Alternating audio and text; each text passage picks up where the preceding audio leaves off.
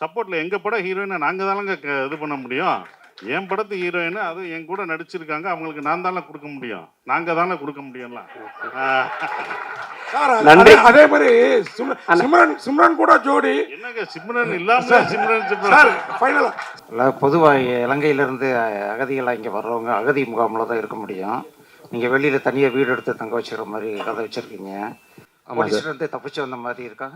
கேட்கல சார். போலீஸ்லேருந்து தப்பிச்சு வந்த மாதிரி கதை எழுதியிருக்கீங்களான்னு கேட்டேன் சார். அது வந்து நீங்கள் படத்தில் அதுக்கான காரணம் கரெக்டாக கொடுத்துருக்கோம். நீங்கள் அந்த படத்தில் என்னால் இப்போ சொன்னேன்னா அது ரிவீல் ஆகிடும். அது படத்தில் உங்களுக்கு அது ஜஸ்டிஃபை ஆகிடும். அந்த படத்தில்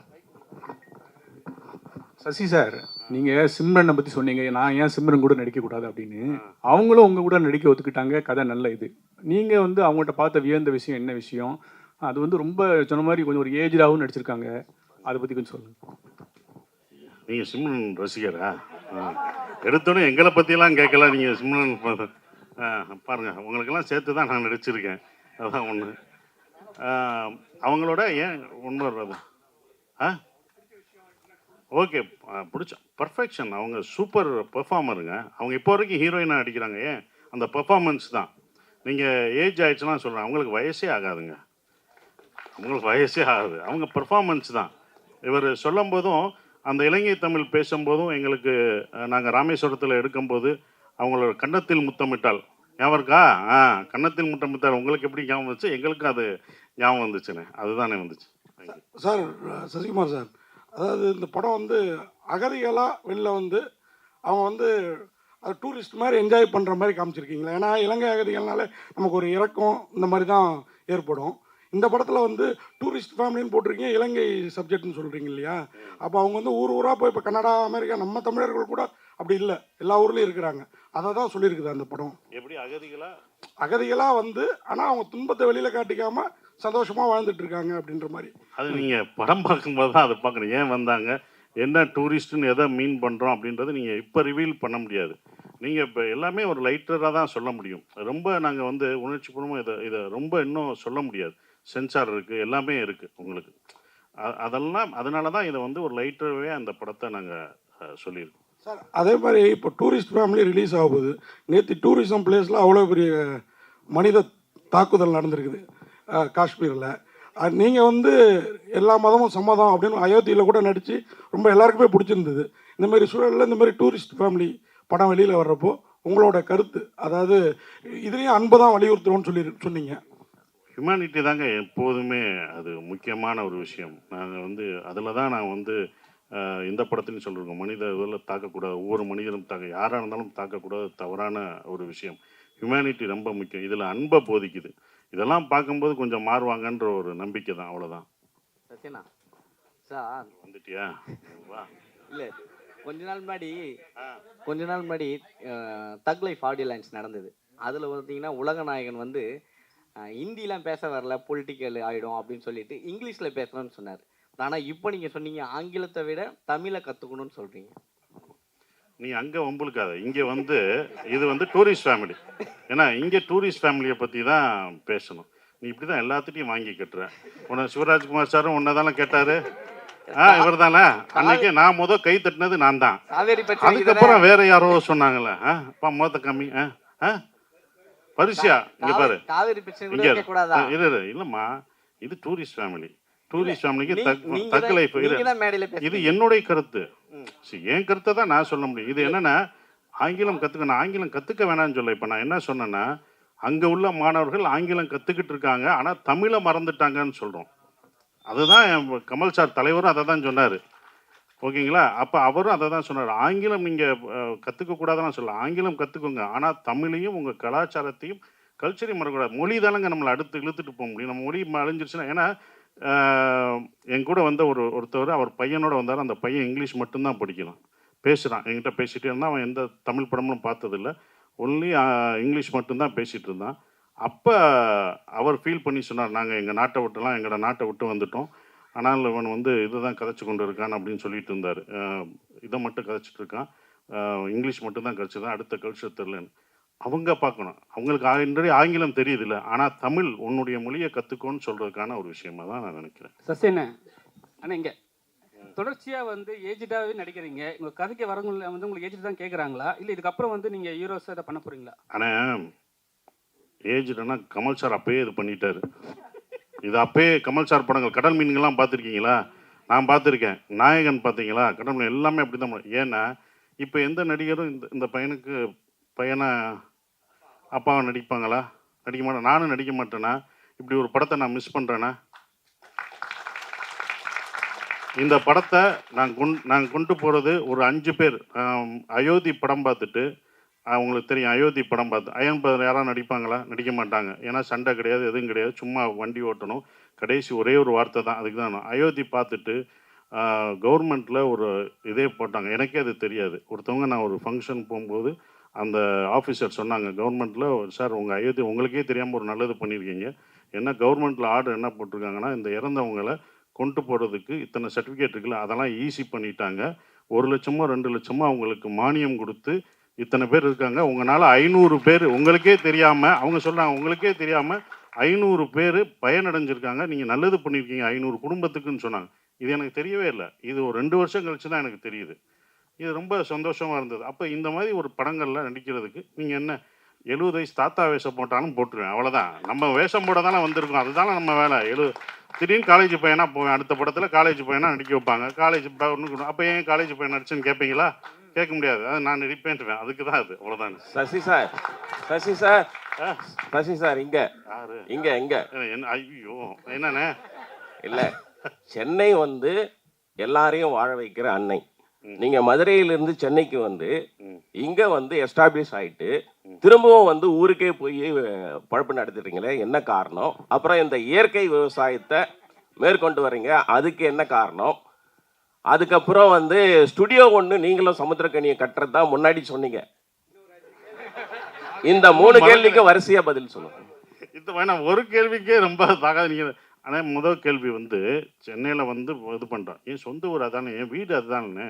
டெல்லிக்கு ராஜானாலும் பள்ளிக்கு புள்ள தானே, என் ஊருக்கு தானே நான் போக முடியும். ஸோ என்னுடைய ஊர் என்னுடைய இடம் அப்படின்றனால நான் அங்கே போயிட்டேன். அது விவசாயம் அங்கே இருக்குது, என்னுடைய குடும்பம்லாம் அங்கே இருக்கனால நான் அங்கே போயிட்டேன். வேறு ஒன்றும் இல்லை. இது இங்கே வந்துட்டோம் அங்கிட்டோம் இல்லை. என்ன இருந்தாலும் அங்கே தானே நான் போகணும் அப்படின்றதில் அங்கே இருந்தோம். சென்னையில் அந்த நானும் சமுத்திரக்கனி கரெக்டாக அவங்ககிட்ட சொன்னோம், ஒரு ஸ்டுடியோ கட்டணும். கண்டிப்பாக அது பண்ணுவோம். அதற்கான வேலைகள் ஒரு இடம் வந்து அது ஃப்யூச்சரில் நாங்கள் கட்டலாம்னு யோசிச்சுருக்கோம். அது பண்ணோம். ஏன்னா அங்கே வந்து எல்லா இதையும், ஏன்னா இப்போ நாங்கள் அங்கே போயிட்டோமே, இதையும் எடுத்துகிட்டு போயிட்டோம்னா எடிட்டிங்கு டப்பிங் எல்லாம் எடுத்து போனால் ஈஸியாகிடும். அதுதான் அது பண்ணுறோம்.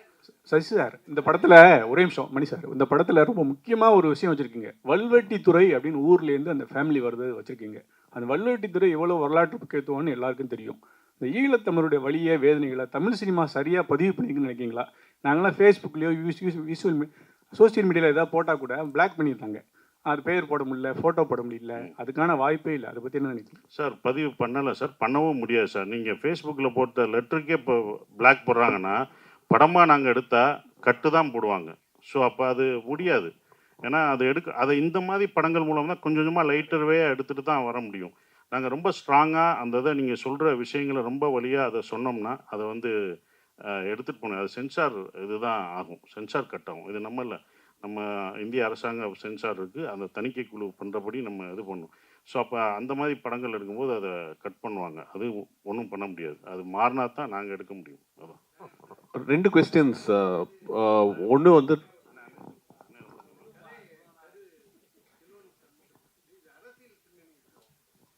சார் இதில் இல்லை, இது வந்து தெனாலி படம் கமல் சார் படத்துலேருந்து பார்ட் 2 பண்ணலான்ற மாதிரி எனக்கு முன்னாடி ஒரு ஐடியா இருந்துச்சு. ஸோ நான் அந்த ஐடியா நான் வச்சுருந்தேன். அதுக்கப்புறமேட்டு நான் முதல் படமாக ஒன்று பண்ணும்போது நான் இதை ஆரம்பித்தேன் எழுதுறதுக்கு. பட் இது வேற ஒரு கதையாக மாறிச்சு. ஸோ இதோட ஹோல் ஐடியா அப்படி தான் கிடச்சிது எனக்கு. அண்ட் இது அரசியல் பேசியிருக்கோம்னு கேட்டிங்கன்னா, நாங்கள் அரசியல் பேசணுன்ற ஒரு விஷயத்தில் இது வந்து படத்தில் வந்து நாங்கள் இதெல்லாம் பேசணும் அப்படின்றதெல்லாம் நாங்கள் பேசல.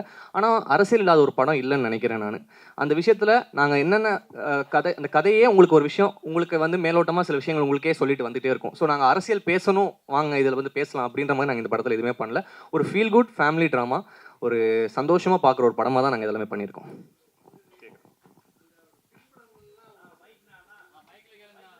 இல்லை சார், நாங்கள் ரிசர்ச் பண்ணி அதனால தான் சொல்கிறேன். நாங்கள் வந்து இதில் வந்து ஒரு அரசியல் படமாகவே நாங்கள் அது பண்ணல. இது ஒரு குடும்பத்துக்குள்ளே நடக்கிற ஒரு கதை. இது வந்து அரசியல் படமே கிடையாது. இது ஒரு குடும்பத்துக்குள்ள நடக்கிற ஒரு அழகான ஒரு அப்பா, பையன், அவரோட மனைவி, ஸோ இவங்க 4 பேர் சுற்றி நடக்கிற ஒரு அழகான கதை, அவ்வளோதான். டைரக்டர் சார், உங்களுக்கு தான் question and there's also a question to the producer. 2 questions. உங்களுக்கு முதல் கொஸ்டின் கேட்டுறேன்.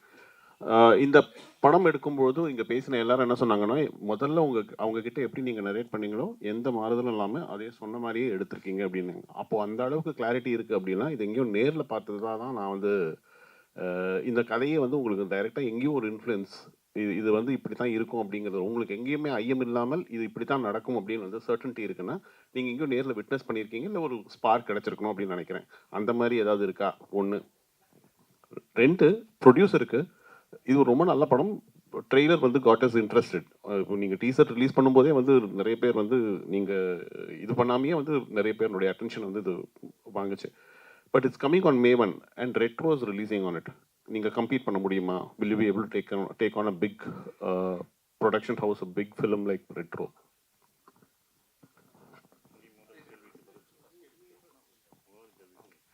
சார், முதல்ல விஷயம், இது உலகம் ஃபுல்லாக இது நடந்த ஒரு விஷயந்தான். இது வந்து ஒரு குடும்பத்தை பற்றின ஒரு கதை கிடையாது. இது உலகம் ஃபுல்லாக நடந்துக்கிட்டு இருக்க ஒரு விஷயந்தான். இன்ஃப்ளூயன்ஸாக எனக்கு நிறைய விஷயங்கள் இருக்குது. எனக்கு பர்சனலாகவே சில கனெக்ஷன்ஸ் இருக்குது. அண்ட் இன்னொரு விஷயம் என்னென்னு, சாரி, அடுத்து என்ன கேட்டிங்க நீங்கள்? அதுக்கு ஓகே. இல்லை சார், ஆக்சுவலி உங்களுக்கு தெரியும், இப்போ வந்து இல்லை சார், என்னென்னா இப்போ வந்து ஓடிடி இருக்கிறதுனால இப்போ நம்ம டிசைட் பண்ணுறதே இல்லை சார் டேட்ஸ் எல்லாம். இப்போ வந்து நார்மலாகவே இப்போ நம்ம ஒரு சர்டனான ஒரு கம்பெனிக்கு படம் கொடுத்துருக்கோம்னா அவங்களோட ஸ்லாட் இருக்கும். லைக் இப்போ அந்த ஒரு நிறுவனம் படத்தை வாங்கியிருக்காங்க, அந்த நிறுவனத்தை வந்து மே கடைசியில் இந்த படம் ஓடிடியில் வரணும், நாங்கள் அந்த மாதிரி தான் சைன் பண்ணி கொடுத்துருக்கோம். ஸோ அதனால் எங்களுக்கு வேறு வாய்ப்பு இல்லாமல் தான் சார் பண்ணுறோம். ஸோ வந்து காம்படேட் பண்ணுன்ற எண்ணங்களே இல்லை, ஏன்னா அது மிகப்பெரிய படம். ஸோ நாங்கள் ஒரு படம் பண்ணியிருக்கோம் சார். இதுதான், வேறு எந்த ஒரு காம்படிஷன்ன்ற ஸ்பேஸ்க்கே இடம் இல்லை சார். இது என்டையராக வந்து ஒரு வேறு வழி இல்லாமல் எங்களுக்கு இந்த டேட் தான் அவைலபிளாக இருக்குது. அதனால தான் சார் இந்த படத்தை நாங்கள் பண்ணுறோம் இந்த டேட்டில், வேறு எதுவும் இல்லை. அண்டு வந்து நீங்கள் இன்னொரு கேட்டிருந்தீங்க, இந்த படம் வந்து உண்மை அந்த மாதிரி இருக்கா சார்? நார்மலாகவே என்னென்னா, எல்லாருமே வீட்டை விட்டு வரும்போதோ ஊரை விட்டு வரும்போதோ வந்த ஒரு, இப்போ நான் ஒரு எக்கனாமிக்ஸ் கிரைசிஸ் ஸ்ரீலங்காவில் இருந்துச்சு, அந்த டைமில் ஒரு ஃபேமிலி அங்கேருந்து வெளில வரும்போதும் அங்கே அந்த குடும்பம் வந்து இங்கே என்ன ஃபேஸ் பண்ணுறாங்கன்ற சில விஷயங்களை பதிவு பண்ணியிருக்கோம். இப்போ அது வந்து ஸ்ரீலங்கா இல்லைனா கூட நீங்கள் ஒரு சொந்த ஊரை விட்டு வர ஒரு ஃபேமிலிக்குமே அது கனெக்ட் ஆகும் சார். நீங்கள் அந்த மாதிரி அரசியல் படுத்தப்படுறதுக்கான விஷயங்கள், ஒரு கான்ட்ரவர்ஷியலான விஷயங்கள் எதுவுமே நாங்கள் அட்ரஸ் பண்ணப்படல. இங்கேருந்து அங்கே போயிருக்காங்களா, இங்கேருந்து லண்டன் போயிருப்பாங்களா, அவங்களுக்கு கனெக்ட் பண்ணோம். இங்கேருந்து தமிழ்நாட்டிலேருந்து இங்கேருந்து தமிழ் மக்கள்கள் அங்கே போய் லண்டன்லேயோ இல்லை சிங்கப்பூர் மலேசியாவில் இருப்பாங்களா, அவங்கள பற்றி இது போகணும். ஜென்ரலான ஒரு டாபிக் தான் அது. இந்த ஸ்ரீலங்கன் பேஸாக நாங்கள் வச்சுருக்கோம். அதுதான், அதுவும் ஸ்ரீலங்கன் தமிழில் பேசி நாங்கள் வச்சுருக்கோம். அந்த தமிழ் பேசும்போதும் அது ஒன்று இருக்குது. அது அந்த தமிழை வந்து எல்லாருக்கும் புரிகிற மாதிரியும் இருக்கணும். அது ஒன்று பேஸாக ஃபுல்லாக ஸ்ரீலங்கன் தமிழில் பேச வேணாம், அப்படி ட்ரை பண்ணோம். இல்லை அது ரொம்ப இங்கே உள்ளவங்களுக்கும் புரியணும் அப்படின்றதுக்காக தான் எல்லாருக்குமான படமாக இது இருக்கும். எல்லா குடும்பத்தில் உள்ள எல்லாருக்குமான படமாக இருக்கும். குடும்பத்தோடு பார்க்க வேண்டிய ஒரு படமாக இது கண்டிப்பாக இருக்கும். டைரக்டருக்கு ஒரு கொஸ்டின். ஆக்சுவலி இந்த ரெஃப்யூஜியா வராங்க இல்லையா, ஸோ அவங்களால ரெஃப்யூஜியா வர்றவங்க வந்து ஈவன் அவங்களோட குழந்தை இங்கே பிறந்தா கூட அவங்களால ஆதார் ஐடி எடுக்க முடியாது. எத்தனை வருஷம் ஆனாலும் அவங்க இங்கே ரெஃப்யூஜியா மட்டும்தான் இருக்க முடியும். பட் இதில் அந்த படத்தில் வந்து ஆதார் ஐடி எடுக்கிற மாதிரி இருந்துச்சு. ஸோ இன்கேஸ் அது ஃபோர்ஜரியாவே இல்லை, அது படம் பார்க்கும்போது தான் தெரியும். அந்த மாதிரி எதுவும் நீங்கள் நினைக்கிற அந்த விளங்கமான விஷயம்லாம் நாங்கள் கரெக்டாக கவர்மெண்ட் சட்டத்திட்டப்படி தான் நாங்கள் இந்த படத்தை எடுத்திருக்கோம். இல்லாட்டி அவங்க கட் பண்ணியிருப்பாங்க. அது பண்ணியிருக்கோம். ஆனால் என்னோட பர்சனலாக ஒன்று இருக்குது, நான் சொல்கிறது அது இவங்க சார்ந்ததில்லை. இந்த மாதிரி அகதிகளாக இங்கே இருக்கிறவங்களுக்கு இத்தனை வருடங்களாக இருக்காங்க, வேலைக்கு போகிறாங்க, எல்லாமே இருக்காங்க, அவங்களுக்கு உரிமை கொடுக்கலாம், குடியுரிமை கொடுக்கலாம்ன்றது என்னோட ஒரு விஷயம். இந்த படம் பார்த்துட்டு அப்படி ஒன்று நடந்துச்சா, நான் அயோத்தி பார்த்துட்டு ஒன்று நடந்துச்சுன்னு சொன்னேன் பார்த்தீங்களா, அது மாதிரி இந்த படம் பார்த்துட்டு அப்படி ஒன்று நடந்துச்சுன்னா, கவர்மெண்ட் அப்படி ஒன்று பண்ணுச்சுன்னா முதல் சந்தோஷப்படுறதும் நானாக தான் இருப்பேன். ஏன்னா வெளிநாடுகள்லாம் அவங்களுக்கு குடியுரிமை பெற்றுட்டாங்க, இங்கே அது நடந்துச்சுன்னா போதும். இது நான் நிறைய ஸ்டேஜ்லேயும் அவங்களுக்கான விழாவுக்கு போகும்போதும் நான் அதை சொல்லியிருக்கேன். ஸோ அந்த கருத்து கரெக்டாக வந்துச்சுன்னா சந்தோஷம் தான். டைரக்டர் சார், யாரோ ஒருத்தர் சிம்ரன் மேடம் ஏன் வரல ஏன்னாங்க அவங்க மேனேஜர் வந்தார், அதான் கேட்டேன். அவங்க லண்டனில் அங்கே மாட்டிட்டாங்க, வர முடியல. அதனால் ஸோ அதனால் அவங்க லண்டனில் இருந்தாலும் அங்கே விசா இந்த பிரச்சனைகளுக்கு கரெக்டாக இங்கே வர முடியல. அதனால் எங்களை விட்டுட்டு ஃபேமிலி டூர் போயிட்டாங்க. நாங்கள் போய் சேருவோம் இனிமேல். கரெக்ட். ஜெயிச்ச உடனே நல்லா போடுச்சுன்னா கூப்பிட்டு போங்க லண்டனுக்கு. டேரக்டர் சார், லாஸ்ட் ஒன்று ட்ரெய்லரில் வந்து ஒரு புலி காட்டி ஒரு சின்ன சிம்பல் இருக்கும். புலிகள் பற்றியும் இந்த படம் பேசுமா? இல்லை சார், இது அதை பற்றி பேசுகிற படம் கிடையாது. இது நாங்கள் வேற ஒரு சில விஷயங்களுக்காக சில விஷயம் காட்சிப்பட்டோம். அது புலி இந்த இதில் தான் வச்சுருக்கோம். அந்த இதுதான் அது. அதை பற்றியெல்லாம் பேசாது. என்னென்னா அது சென்சார் கட்டு. அது நீங்கள் படத்தில் வராது. அது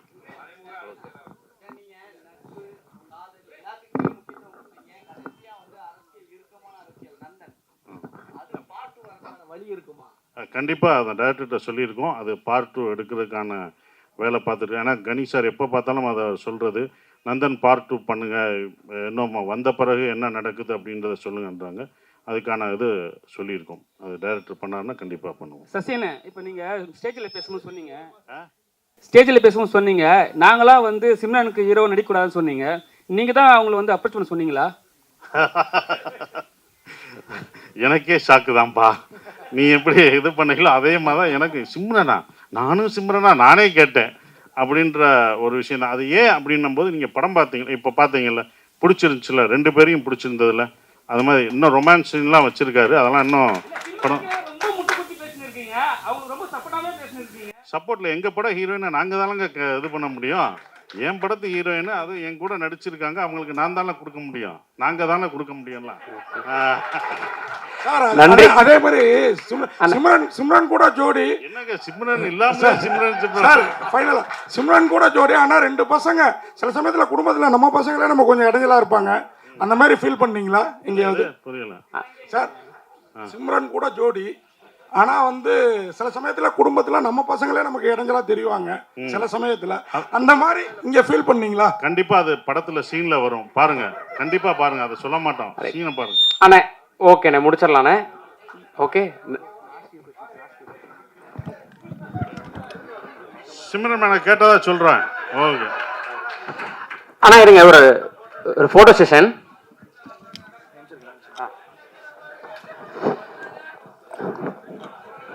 ஃபர்ஸ்ட் போட்டோஸ் எடுத்துடலாம், அப்புறம் வீடியோ எடுத்துக்கலாம்.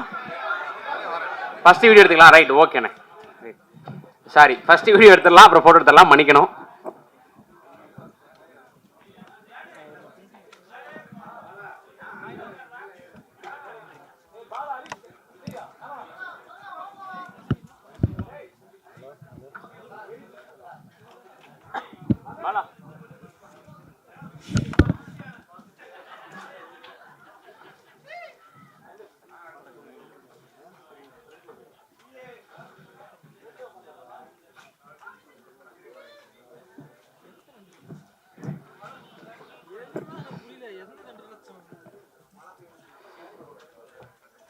டூரிஸ்ட் ஃபேமிலியோடைய ஆடியோ மற்றும் ட்ரைலர் லான்ச்சுக்கு வந்த நிறைய விஷயங்கள் இன்ட்ராக்ட் பண்ணவங்க எல்லாருக்கும் டூரிஸ்ட் ஃபேமிலி படக்குழு சார்பாக ரொம்ப ரொம்ப ரொம்ப ரொம்ப நன்றி.